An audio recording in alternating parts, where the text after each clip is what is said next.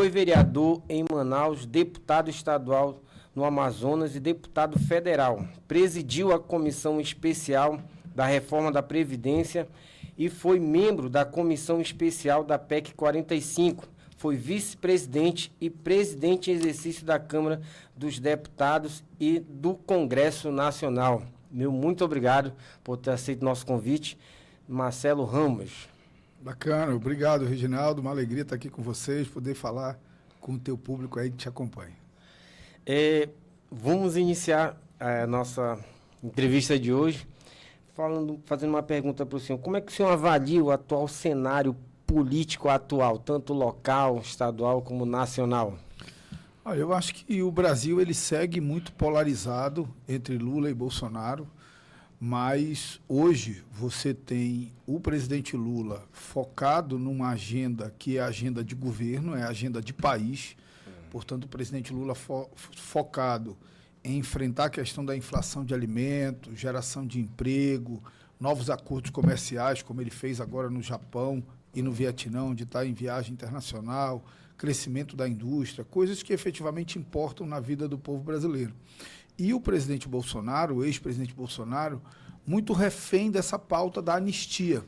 Acaba esquecendo dos temas do Brasil e concentrando todos os esforços da sua militância, do seu partido, dos seus deputados federais, dos seus senadores, nessa pauta de tentar anistiar os manifestantes, os golpistas do dia 8 de janeiro e também se auto-anistiar num desejo dele de ainda disputar a eleição de 2026. Então, acho que o país segue polarizado, mas enquanto você tem o governo na agenda certa, você tem a oposição quase que sequestrada por essa agenda da anistia que impede de discutir os problemas do dia a dia. Aqui no nosso estado, nós temos um final de governo, né? Eu sempre digo que poder é uma soma de exercício e perspectiva. O governador Wilson Lima ainda está em exercício, mas já não tem perspectiva de poder, porque não pode ser candidato à reeleição e, mais importante, porque o vice não é alguém alinhado a ele, é alguém alinhado ao prefeito de Manaus, Davi Almeida. Então, sobra pouca perspectiva, a não ser, obviamente, a perspectiva de uma candidatura para o Senado. E isso faz com que se abra um vácuo nesses espaços de poder. Entendi. Há um fortalecimento hoje muito grande do ponto de vista político da pré-candidatura do senador Omar Aziz ao governo, mas certamente o bolsonarismo vai ter algum candidato, dizem que a professora Maria do Carmo, ao governo, e o bolsonarismo ainda tem muita força na cidade de Manaus. Quem quer que seja o candidato apoiado pelo Bolsonaro vai ter uma boa votação na cidade de Manaus, mas vai ser massacrado no interior, como tradicionalmente sempre foi. Então, acho que as coisas estão afunilando. Esse ano é daqueles poucos anos que a gente consegue viver sem eleição, porque são eleição de 2 em 2 anos, e ano que vem há um novo período eleitoral. E eu sempre digo, para concluir, que os períodos eleitorais são sempre um período de renovar de esperanças, né? Eu acho que os políticos precisam compreender que as eleições não existem para eles, para satisfazer os seus egos, para derrotar os seus adversários.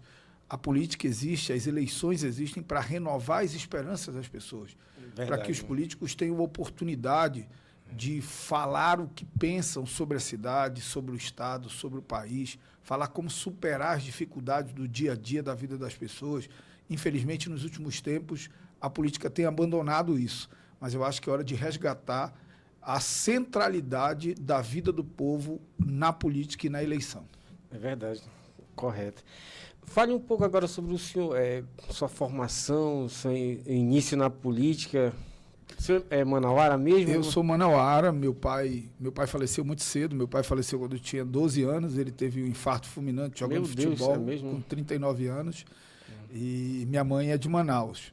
Eu nasci aqui em Manaus, lá na Santa Casa de Misericórdia, quando a Santa Casa de Misericórdia ainda existia, ainda funcionava, né? Espero que verdadeiramente reformem e entreguem de volta esse patrimônio, que é um patrimônio não só de saúde pública, mas também um patrimônio arquitetônico. Está fechado há muito tempo, né? Agora a FAMetro comprou e tem a perspectiva de reformar e virar o hospital-escola deles lá. Bacana. Eu imagino e espero que efetivamente isso aconteça. Né? Então, nasci ali na Santa Casa, Cresci no Dom Pedro e no centro, porque quando meu pai morreu a gente foi para o centro. Ah, tu é Manauara roxo Sou mesmo, Manauara, né? Manauara, filho de um Verdade. parintinense com uma Manauara. Tem um pezinho lá em Parintins. É, E eu estudei numa escola particular a vida inteira. Particular, Né? né? Minha mãe, com muito sacrifício, conseguiu manter 4 filhos na escola particular. Logo que me formei, passei para Direito na Universidade Federal do Amazonas. Concluí o curso de Direito com 22 anos. Passei 22. na OAB com 23, então ano que vem... 23? Ano Tu que passou vem- na OAB, tu passou de primeira, demorou com... Passei de primeira. De passei primeira? de primeira. No vestibular da UFAM eu passei de primeira e na OAB também de Na primeira. época, foi em que ano tu fez? Eu entrei na universidade em 1992. Tu fez a prova em que ano? Eu fiz a prova em 92 porque nesse ano houve uma greve em 91. Então o vestibular da UFAM foi só em abril. Tanto que antes de fazer o vestibular da UFAM, eu fiz um vestibular de processamento de dados da antiga UTAN, que hoje é a Escola de Tecnologia da UEA. Passei para processamento de dados também, passei em primeiro lugar para processamento de dados e depois passei para Direito na Tu UFAM. é arrochado, né? Eu Estudava, sempre né? gostei. Eu não tinha outra alternativa. Ah, Meu pai faleceu muito cedo, minha mãe Ah, professora. Eu tinha que estudar para dar certo e tinha que estudar para ser exemplo para os meus irmãos. Eu sou um irmão mais velho. Ah, o mais velho, Então né? eu sempre me dediquei muito aos estudos, me formei muito cedo. Ano que vem eu faço 30 anos de formado na Universidade Federal do Amazonas. 30 anos. E aí fiz pós-graduação em Direito Processual Civil, atuei muito tempo como advogado, principalmente na área trabalhista e depois na área constitucional. Fui para a política e agora voltei um pouco para a advocacia. Né? Eu tenho um escritório de advocacia que funciona em Manaus, em Brasília e em São Paulo, e tenho uma consultoria em relações governamentais que funciona em São Paulo. Hoje, minha atividade profissional em Manaus ela é residual. O grosso da minha atividade profissional é em Brasília e em São Paulo, tanto que eu vou e volto toda semana. Essa é a minha caminhada. Bacana. Tu entrou na política, então, que anos tu ingressou? Toda vez que me perguntam quando é que eu entrei na política, eu digo se um dia eu não fui da política. Né? Eu fui desde a escola, eu era o representante de sala, eu era o presidente do Grêmio da escola, eu era o capitão do tava time. na veia, então. Eu era o presidente do Grêmio, do centro acadêmico, quando eu entrei na universidade, mas na política formal, a primeira eleição que eu disputei foi em 2000, eleição para vereador. Eu fui o mais votado, na época eu era do PCdoB, eu fui o mais votado do PCdoB, mas o PCdoB não alcançou o quociente eleitoral. Em 2004, eu fui candidato de novo a vereador. Naquela eleição, a nossa coligação elegeu 3 vereadores, o Praciano, o José Ricardo e a Lúcia Antoni, e eu fui o 4º, fiquei como primeiro suplente. Quando o Praciano assumiu como deputado federal, eu assumi o mandato de vereador. Aí me reelegi vereador em 2008, me elegi deputado em 2010, 2014 fui candidato a governador, naquela eleição que foi o Eduardo contra o Melo, né? E 2016 a prefeito, 2018 me elegi deputado federal. Ah, top, né? Uma Federal trajetória, é bem... trajetória boa. Como que a sua experiência como advogado pode contribuir para o cargo de político, a sua vida política? Olha, eu acho que a minha experiência como advogado, ela trouxe várias qualidades que me ajudaram muito na política. Até porque, às vezes, as pessoas criticam um pouco o político, achar que ele não tem formação, né? Eu não posso receber essa crítica, eu posso receber outras. Mas essa eu não posso receber. Sempre me dediquei muito aos estudos, sempre me dediquei, até hoje me dedico. Eu hoje faço um MBA em Relações Institucionais e Governamentais na Fundação Getúlio Vargas, em Brasília. Já estou engatando para, no ano que vem, fazer um mestrado e um doutorado. Então, estudar, para mim, é um exercício permanente de vida, porque eu acho que a gente sempre tem o que aprender. Mas, como advogado, primeiro, você ter uma formação que te permita compreender a Constituição, compreender o processo legislativo, compreender as leis, isso ajuda muito no exercício do mandato. Além do mais, eu fui muito tempo advogado de sindicato e atuava muito mediando negociações entre trabalhadores e empregadores. E isso me deu também uma habilidade da negociação dentro do parlamento, né? De buscar consensos, de construir acordos, de distensionar conflitos. Eu acho que a minha experiência de vida, ela deu lastro para o exercício dos meus mandatos parlamentares. Quais são as principais propostas que você entende assim, para melhorar a qualidade de vida dos cidadãos? Olha, eu acho que a gente tem algumas coisas que são muito urgentes. E uma delas, que não dá mais para adiar, é a questão da segurança pública. Nós precisamos colocar no centro do debate da política a segurança pública. Nós não podemos aceitar como normal que o crime organizado controle pedaços da cidade, como já controla no Rio de Janeiro e como já controla em Manaus. Vários bairros em Manaus, vários locais, várias ruas em Manaus, você só entra com autorização do crime organizado. O crime organizado se permite soltar fogos e encher a cidade de fogos como se estivesse num Réveillon fora de época. Nós não podemos tolerar isso. Nós não podemos acordar todos os dias com notícia de mortes violentas. Uma cabeça encontrada no Igarapé, um corpo encontrado dentro de uma lixeira. Um dia desses colocaram um corpo na frente ali daquele centro de tecnologia da prefeitura, onde o prefeito atende. Outro dia um corpo achado na Ponta Negra. Nós não podemos considerar que isso é normal. Porque tem gente que acha, mas isso é bandido matando bandido. Não importa, bandido que mata bandido, uma hora mata de gente de bem. Então, nós vivemos um clima de muita insegurança. As pessoas não podem andar com celular, não podem andar com uma corrente. Às vezes estão dentro do ônibus com a sua renda de um dia de trabalho, com muito suor. Alguém entra no ônibus e leva tudo que você demorou, às vezes, um dia ou um mês inteiro de trabalho para levar o sustento para a sua família. Nós precisamos cuidar da questão da segurança pública. E eu acho que existem dois extremos que fazem muito mal para a segurança pública. O extremo do pensamento mais à direita, que diz que tem que matar, esfolar todo mundo, e o extremo do pensamento da esquerda, que acha que todo mundo é vítima da sociedade. No meio disso existe o crime organizado, que tem que ser enfrentado com força, com inteligência, com polícia ostensiva, seguindo o dinheiro, porque é o dinheiro que financia isso. Nós temos que seguir o dinheiro do crime organizado.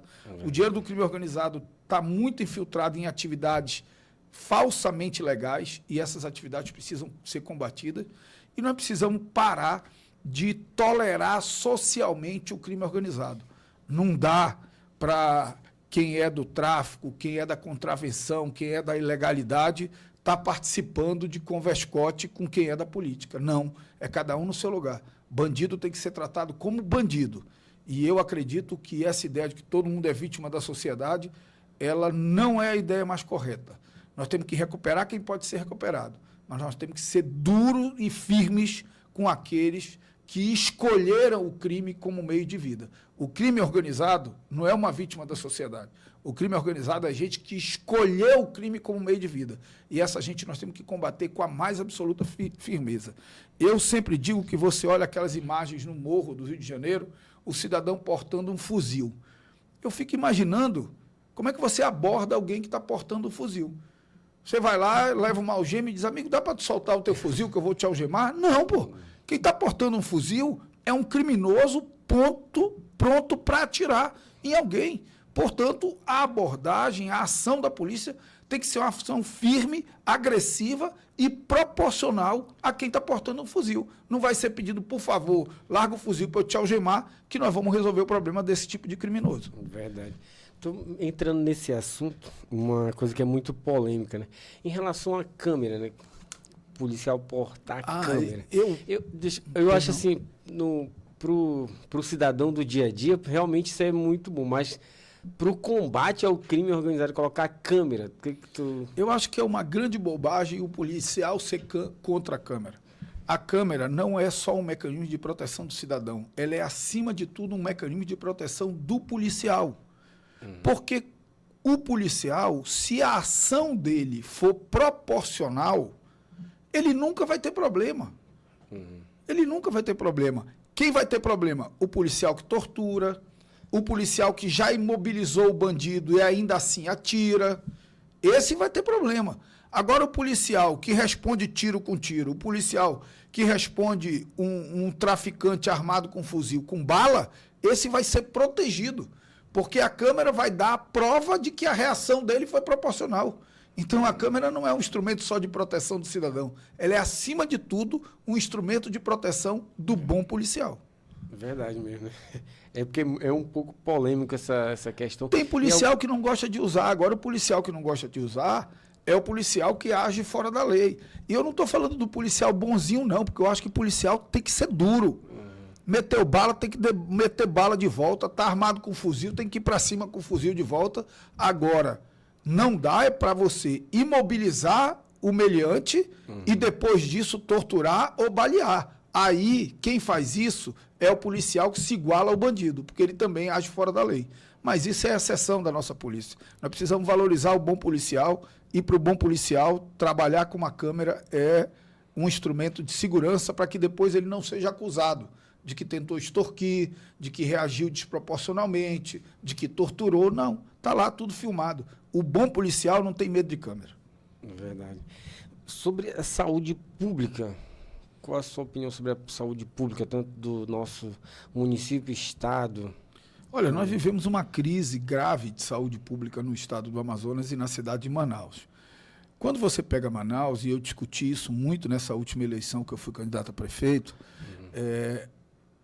o prefeito anterior, o Arthur Vigílio, ele se vangloriava de que tinha aumentado muito a cobertura da rede de atenção básica, que é a unidade básica de saúde, que é a porta de entrada do SUS, do Sistema Único de Saúde.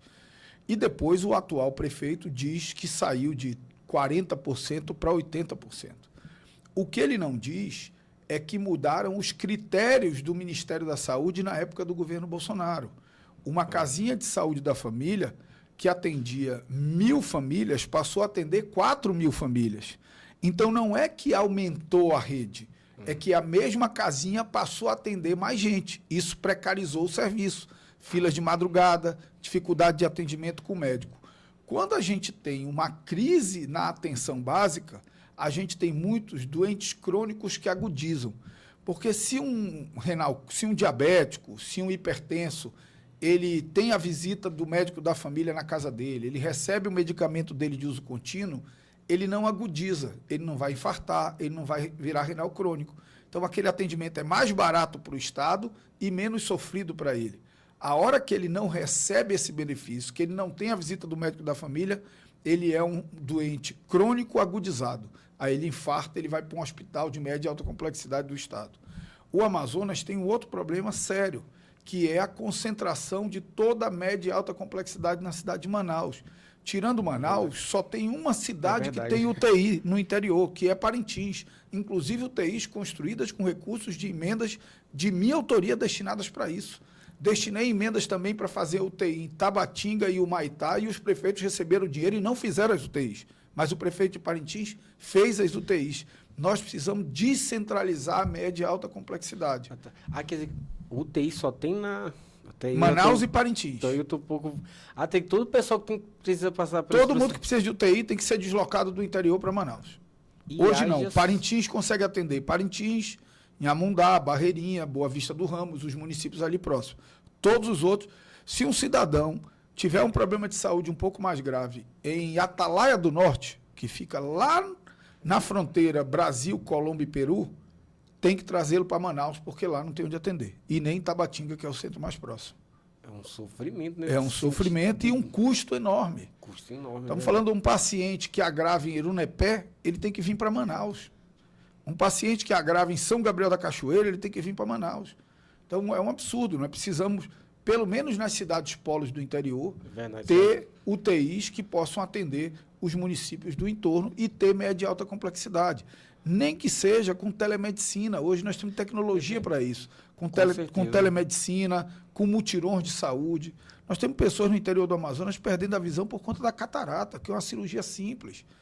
Nós temos câncer que poderiam ser detectados no início, tratados, evitado o sofrimento das pessoas. Então, tem muita coisa para ser feita. Infelizmente, a saúde pública no estado do Amazonas custa muito e devolve muito pouco para o cidadão. Ela é muito cara para o nível de qualidade que o cidadão recebe. E isso é problema de gestão. Isso é problema de governador, problema de secretário. Nós tivemos já bem uns 10 secretários de saúde no estado do Amazonas, o que demonstra que tem alguma coisa errada. Só trocando, né? Troca, mas não troca nada, mas não troca a forma de gestão. O governador agora tenta um novo modelo, que é de terceirizar a gestão dos hospitais. É um modelo polêmico, tem reação dos servidores. Com certeza. Custa muito caro, mas é um modelo, por outro lado, que pelo menos dá ao governador a possibilidade de ter uma métrica. As organizações de saúde, elas têm quantidade mínima de atendimento, de cirurgia, de tudo mais. Se o governo vai ter eficiência e independência para fiscalizar o cumprimento dessas metas, é outra história. Mas é um novo modelo que o governo está experimentando.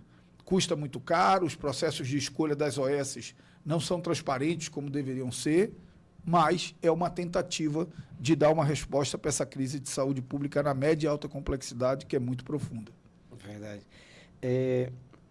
Em relação a leis, qual o seu projeto, as leis que o senhor criou, aquilo que o senhor criou para a sociedade, o senhor entende assim como teve um grande benefício, foi algo assim conquistável na sua... Sim, é muito... Que a gente faz, tem um projeto, alguma coisa, né? Que... Não, é importante a tua pergunta, porque, primeiro, as pessoas não sabem o que tem do político no dia a dia da vida delas, né?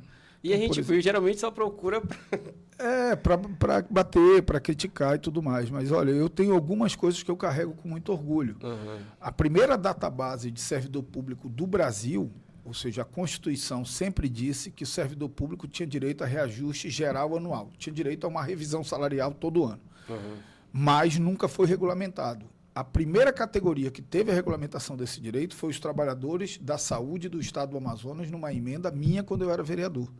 Depois, a segunda categoria foi os trabalhadores da educação da cidade de Manaus, da cidade de Manaus, numa emenda minha quando eu era vereador. Então, isso me dá muito orgulho, porque isso garante que todo ano os trabalhadores da saúde e da educação da cidade de Manaus têm direito a uma revisão geral dos seus salários por conta de uma emenda que eu aprovei quando era vereador. E isso acabou virando uma bola de neve. Também todos os trabalhadores do Estado também têm, a polícia, os professores do Estado, trabalhadores da saúde do Estado. Às vezes os governantes não cumprem, mas os trabalhadores, os sindicatos têm um instrumento, inclusive, para judicializar esse direito, que hoje é um direito absolutamente regulamentado. Como deputado estadual, eu registro aqui o teste do coraçãozinho. Hoje, em Manaus, todas as crianças que nascem, além do teste do pezinho, elas fazem também o teste do coraçãozinho, que é um teste que detecta cardiopatias congênitas, doença no coração congênita.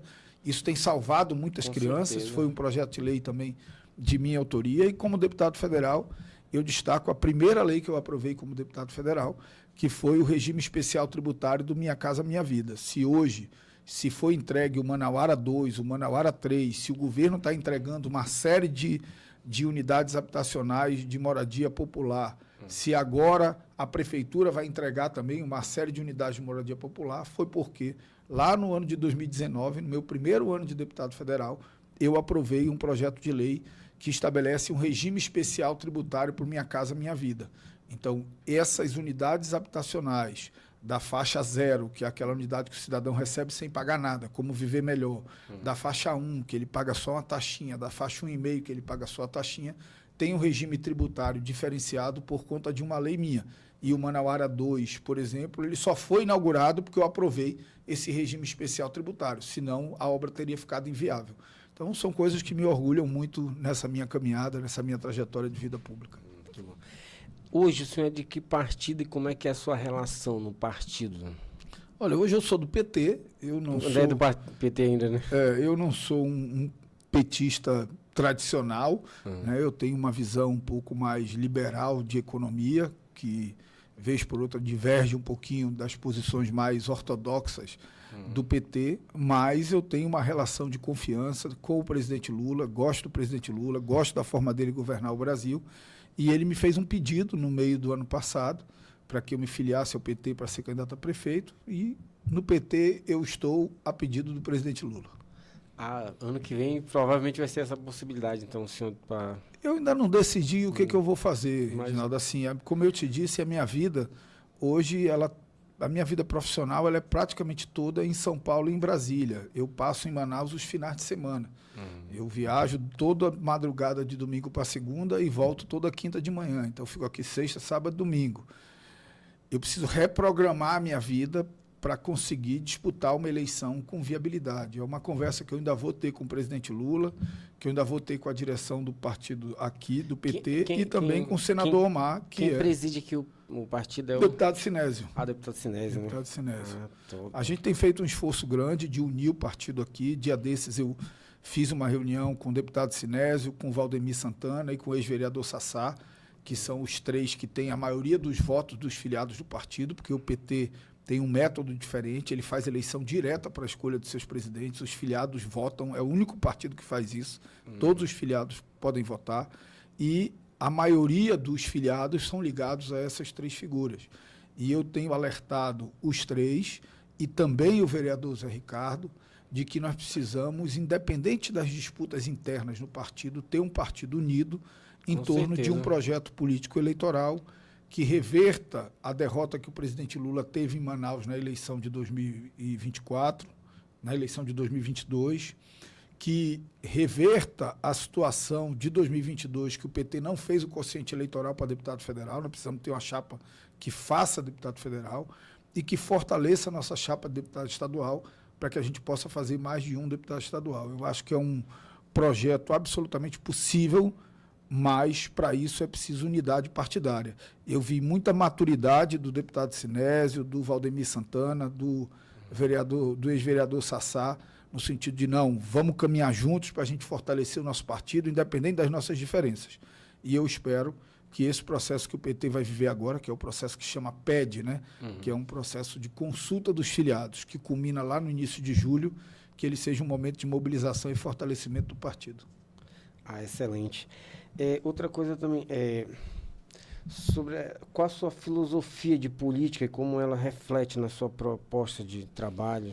Olha, eu brinco assim, né? Na última eleição, eu fiquei num limbo, porque quem era de esquerda me acusava de ser de direita e quem era de direita me acusava de ser de esquerda. Na verdade, eu sou um humanista, eu defendo valores civilizatórios. Sabe, o direito do homem trabalhar, o direito do homem comer, o direito ao meio ambiente sustentável, os direitos humanos, a dignidade. Cara, isso é de quem? Isso é da direita ou da esquerda? Isso é civilizatório, isso é humanitário. Então, como eu disse, não tenho uma visão ortodoxa de esquerda da economia. Eu acho que o Estado não produz riqueza, quem produz riqueza é a iniciativa privada. O papel do Estado é criar um ambiente saudável para que a iniciativa privada possa prosperar, porque é o papel da iniciativa privada e do trabalhador que gera riqueza, cuja parte é revertida em imposto. E imposto vira orçamento. O Estado só tem dinheiro para resolver os problemas de saúde, educação, infraestrutura, segurança, porque tem empresa e tem trabalhador que recolhe imposto. Então, o papel do Estado é de ser um facilitador do ambiente privado, para que o ambiente privado possa prosperar e isso gere orçamento público para enfrentar as demandas mais urgentes da sociedade. Cara, eu acho que isso é ser de esquerda. Tem gente que acha que não. Tem gente que acha que o Estado tem que ser interventor, que o Estado tem que gastar mais do que arrecada, que o Estado tem que estar confrontando o tempo inteiro o empresariado. Eu não acho isso. Eu acho que o Estado, alguém pode até sonhar com uma sociedade socialista, mas nós vivemos numa sociedade capitalista. E nessa sociedade capitalista, o Estado precisa ter recursos para, através do orçamento público, conseguir atender as demandas sociais. E o orçamento público não cai do céu. O orçamento público é fruto do esforço de empreendedores e trabalhadores. Ao Estado, cabe criar um bom ambiente de negócios. Verdade. No caso, o senhor sempre teve, com as autoridades, no caso, com os políticos, o senhor sempre teve uma boa relação ou não? Tipo, com o governador, com o prefeito, ou em Brasília, com os deputados? Como é o seu relacionamento? É mais... Olha, veja, eu sou alguém de posições muito firmes, mas sempre muito respeitoso e nunca ultrapasso os limites da política. Você nunca vai me ver falando da família de ninguém, de uma viagem pessoal de ninguém. Isso não é pauta para mim. Pauta para mim na política é a política.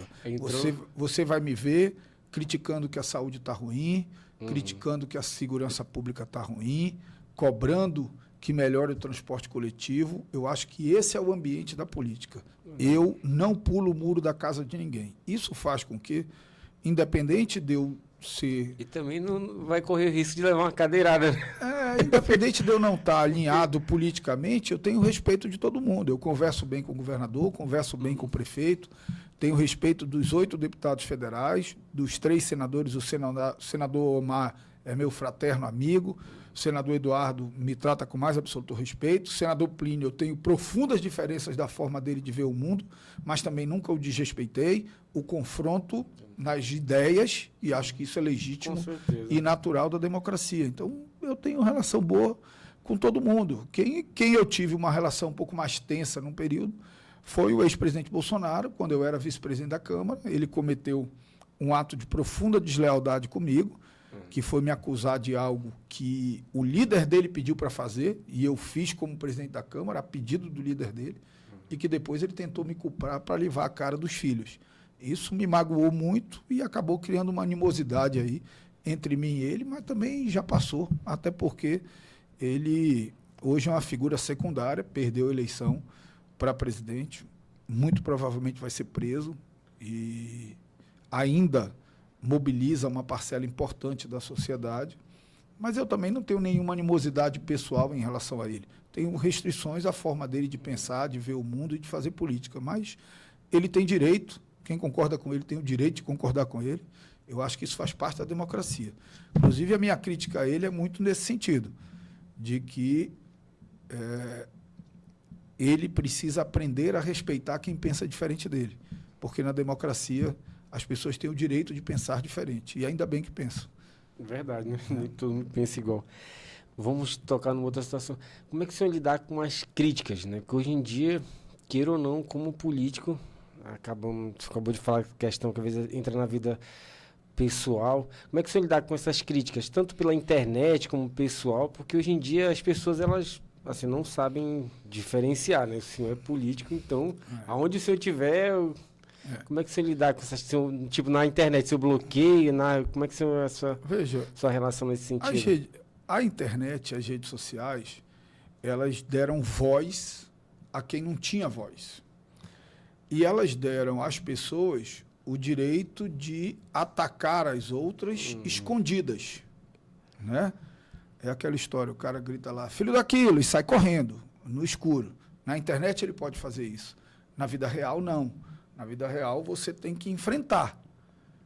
Você pode enfrentar de uma forma bacana, respeitosa, contestando, contradizendo, criticando, mas de forma respeitosa. Mas na internet, não. É um mundo em que qualquer pessoa fala o que bem entende. Já me fez mais mal isso. Teve um período que me fez muito mal. Assim, eu lia e eu internalizava aquilo me machucava, me fazia mal. Hoje eu levo mais na brincadeira. Assim, quando a crítica é respeitosa, eu procuro ler, aprender, refletir. Já mudei de opinião por conta de críticas nas redes sociais. Verdade, né? Agora, quando é algo deselegante, desrespeitoso, que avança para a rede social, porra, o cara nunca te viu na vida e te chama de ladrão, cara. Entendeu? O cara nunca te viu, o cara não sabe quem tu é, não sabe quem é a tua família, não sabe nada. Entendeu? Não sabe o quanto tu rala, não sabe o que tu faz. Pô, o cara me xinga hoje como se eu fosse deputado. Eu não sou deputado, eu vivo do meu trabalho, do meu salário. Fora os cargos públicos, fora os cargos eletivos que eu tive, eu nunca tive cargo público. Nunca tive, nunca quis ter. Entendeu? Então, se eu ganho a eleição, eu vou exercer o mandato. Se eu perco, eu vou para a minha profissão, vou para o meu escritório, vou cuidar da minha vida. Então, assim, já me machucou mais. Hoje eu administro. Mas, às vezes, eu bloqueio. Às vezes, eu perco a paciência e bloqueio. Vai bloquear, né? O senhor atua em que área hoje na advocacia? Então, eu tenho um escritório em Brasília, Brasília e São Paulo, que atua essencialmente nos tribunais superiores, no STJ e no STF. Aqui eu tenho um escritório administrado pelo meu irmão, que faz um pouco de trabalhista e civil. E eu tenho uma empresa que chama Eldorado Z, que faz relações governamentais. Eu faço relacionamento de empresas com o Congresso Nacional, com o governo federal. Eu medio interesses de grandes empresas, de grandes conglomerados, com o Congresso Nacional e com o Poder Executivo. Esse é o principal da minha atividade hoje, é inclusive uma área de atuação que tem crescido muito nos últimos anos. Então, dê uma dica para a gente, para os advogados que estão iniciando aí, qual é o ramo do direito que está dando mais... vamos lá. Está saturada a advocacia, né? Eu acho. Deixa eu te dar um dado.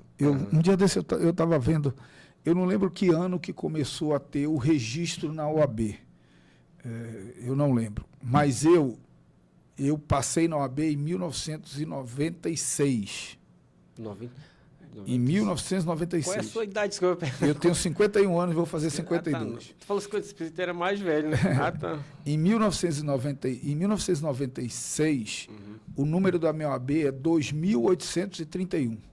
Bem antigo. De 96 para cá, vai completar 30 anos ano que vem. Já está em mais de 20 mil. Verdade. Então você pega, em 60 anos, foram em 40 anos foram 2 mil inscritos, 3 mil. Em 30 anos foram 18 mil inscritos. Então é óbvio que é um mercado hoje muito mais saturado do que era no passado. Num mercado briga é mais feia, né? Num mercado muito mais saturado, prevalece os melhores. Então, o primeiro conselho não é escolher a área que está dando mais dinheiro, é ser bom no que você faz. É verdade. Vou até notar que é verdade, né? É estudar, se dedicar, conhecer a profissão, buscar estabelecer relacionamento, ter um network importante. Em relação à área de atividade, eu acho que uma área que perdeu muito nos últimos tempos foi a área da Justiça do Trabalho, onde eu comecei advogando. Né? Mas, em compensação, vão surgindo outras coisas. A área hoje de relações institucionais e governamentais é uma área nova na advocacia, que vale muito a pena investir nela. Eu, inclusive, eu sou professor da UBRA, do curso de Direito, numa disciplina que é a gestão de conflitos, que é um pouco essa área de o papel do advogado na gestão de conflitos, na gestão de interesses, na defesa de interesses. Amanhã eu tenho aula, meus alunos estejam lá na hora, de 9 a meio-dia, e eu não dou descanso para eles. Começa 9, não tem intervalo, aí termina 11h30. Então, intervalo, a gente tira o intervalo para terminar um pouco mais cedo. Então, acho que o principal é amar o que faz, se dedicar, estudar. Verdade. E o mercado, ele vai cuidando de selecionar os melhores, os mais preparados, os mais habilidosos. Mas não está fácil ser advogado, não. É verdade. Não está fácil, não. Essa nova geração entra... Esses meninos novos, eles entram que nem foguete, né? Principalmente esses que são... tem a internet, os caras da internet. Entra que nem foguete. Você tem muito, hoje, gente que já tem laços com o judiciário. Isso acaba facilitando também o trânsito dentro de tribunais. Isso pesa um pouco. E o mundo que quem está saindo agora vai encontrar é um mundo inimaginável para mim. Eu não advogo formalmente de fazer petição há muito tempo. Eu faço muita sustentação oral, muito despacho com o ministro no STF, no STJ, mas sentar mesmo, eu não sei nem entrar no sistema para habilitar uma petição. Quando eu preciso, o meu irmão faz, alguém faz. Mas essa nova geração, você pega o chat GPT, ele poupa 90% do que a gente tinha que passar horas estudando. Você vai lá e tem um chat GPT. Claro, tem que usar com sabedoria, com parcimônia, com ética, acima de tudo. Mas hoje você tem mecanismos tecnológicos que, se o advogado não estiver conectado com ele, ele vai ficar para trás. Verdade. Bom, estamos nos nossos minutos finais. Vou deixar para o senhor dar suas considerações finais agora. Não, eu quero agradecer a oportunidade, dizer da alegria de estar aqui conversando com você, parabenizar aí pelo teu programa, pelo teu podcast, dizer que os meus laços com Manaus e com Amazonas, eles são inquebrantáveis. Eu tenho uma missão de vida que é servir a esse Estado. Essa missão eu procuro exercer tendo mandato ou não tendo mandato. Eu agora participei intensamente da reforma tributária, mesmo sem ser deputado federal, em todas as reuniões, em todas as negociações, tanto pela minha atuação profissional como consultor da Federação da Indústria, que eu sou consultor, como também por um dever militante, cidadão, de ajudar o nosso Estado. Eu sei a importância da Zona Franca para a vida das pessoas que aqui moram. Com certeza. Então, eu quero aproveitar essa oportunidade de estar aqui contigo para renovar meu compromisso com Manaus, com o Estado do Amazonas, e dizer que, no exercício da minha atividade profissional, como um profissional liberal, eu sempre que sou chamado, estou sempre à disposição da defesa dos interesses maiores do nosso Estado, porque essa é a minha missão de vida. Obrigado, uma alegria estar aqui contigo. Muito obrigado também, e fiquem todos com Deus.